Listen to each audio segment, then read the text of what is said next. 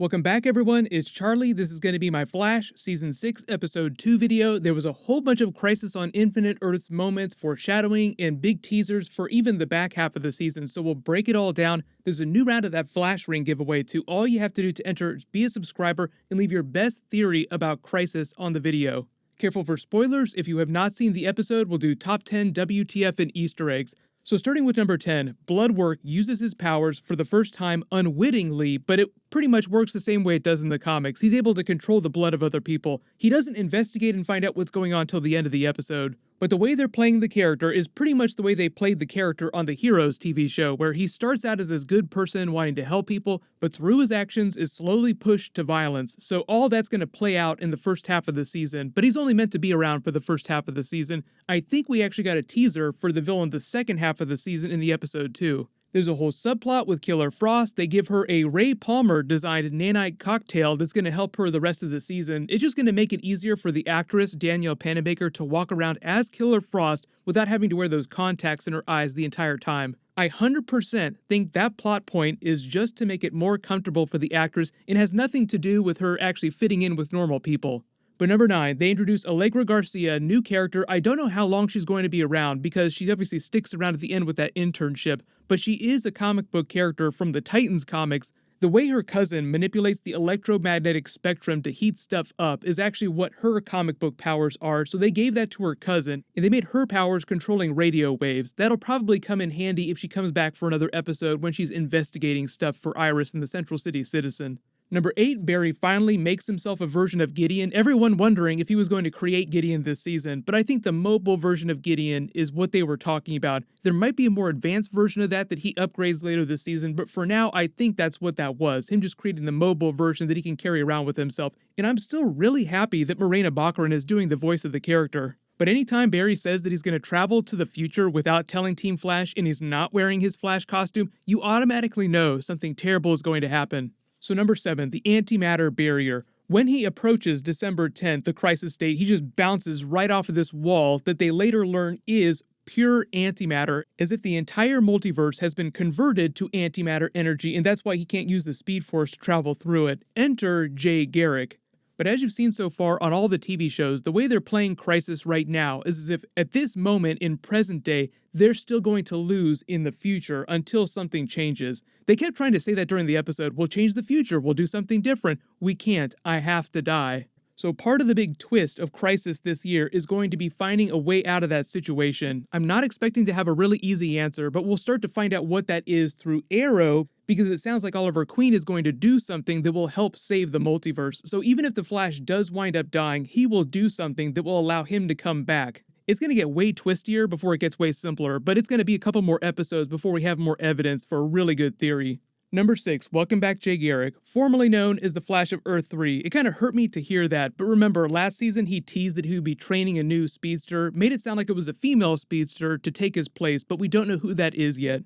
He jokingly references the coffee cup a little bit when he's talking about Barry traveling into the future. What are you doing time traveling, kid? But then Twist says you probably did the right thing.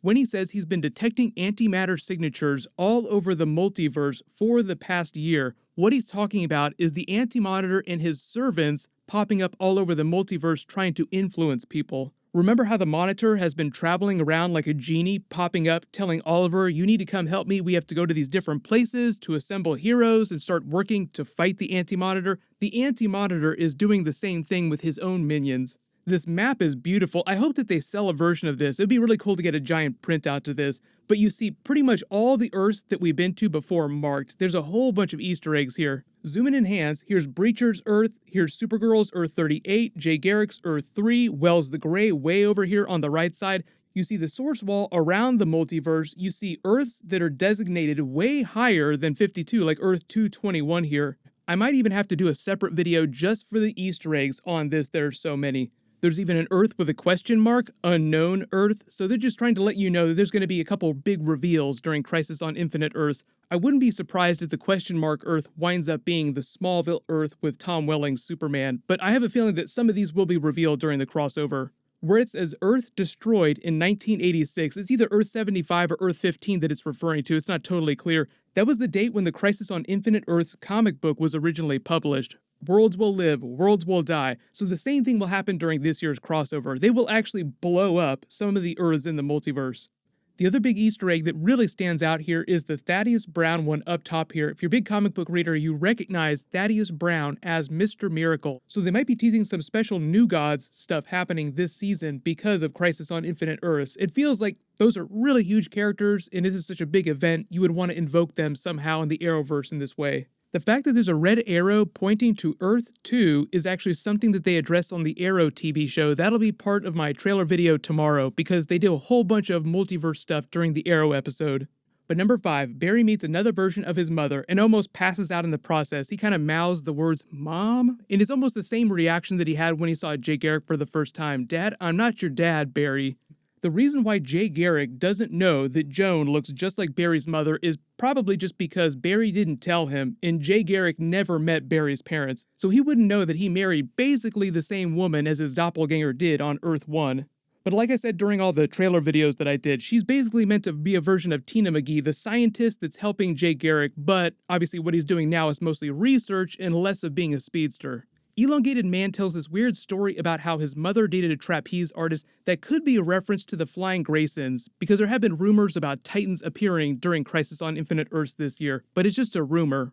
Moving on to number 4, Barry uses Jay Garrick's device to send his consciousness into the future, so obviously they're using his helmet, so it just looks way cooler. Him wearing Jay Garrick's helmet and sending his consciousness through the antimatter barrier, but you can kind of see the way he visualizes it, he's actually running. This is all just happening in his mind though. So what he's witnessing here is the antimatter wave of the Anti-Monitor's powers detonating, consuming everything, converting all positive matter in the multiverse into antimatter. He comes out and they get the Avengers Infinity War, Doctor Strange, quote, one timeline in billions where we survive because I died. He makes his peace with it by the end of the episode, but then he says we have to start preparing everyone for a world without the Flash, which is a reference for World Without a Superman, which is the name of the comic book that they published after the death of Superman. They had a big funeral for him, it was called Funeral for a Friend, then you had World Without a Superman, then you had Reign of the Supermen. They have the funny Lady Gaga joke when he wakes up to Joan reading him the poem by William Knox, A Flash of the Lightning. It's a beautiful poem, but A Flash of the Lightning is also the title of the comic book issue where the Flash died during Crisis on Infinite Earths.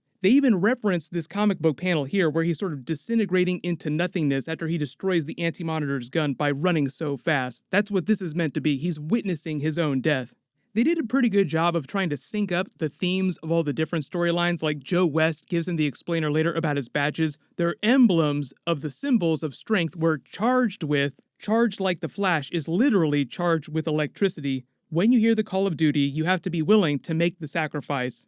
There's a brief Game of Thrones reference where Cisco makes fun of Killer Frost calling her a White Walker. They try to have this whole comedic subplot about her trying to learn to be a normal person. The picture that she's trying to draw, though, is actually a representation of the goddess that her father believed in that she's based on. This sort of mythological northern figure. So it's Killer Frost trying to address the grief that she has over the death of her father. But number 3, really huge teaser for a comic book villain group, Black Hole. So when they're learning about Allegra's cousin's body being taken by a mystery group, we don't know what happened, you see the symbol on their jackets. It's the symbol of Black Hole from the Flash Rebirth comic books. They're able to take her cousin down, but the whole point here is just in setting up the concept that there is a secret organization that's called Black Hole that's using metas to their advantage. I don't know how much it's going to be like the comic book version of Black Hole, because in the comics, their main goal was to exploit the Speed Force, and they were in this secret alliance with Gorilla Grodd. I don't know if they're going to be doing any of that stuff. They might just be setting up Black Hole as this evil organization. They might also choose to introduce Raijin, because he's one of the big evil speedsters that's part of that group.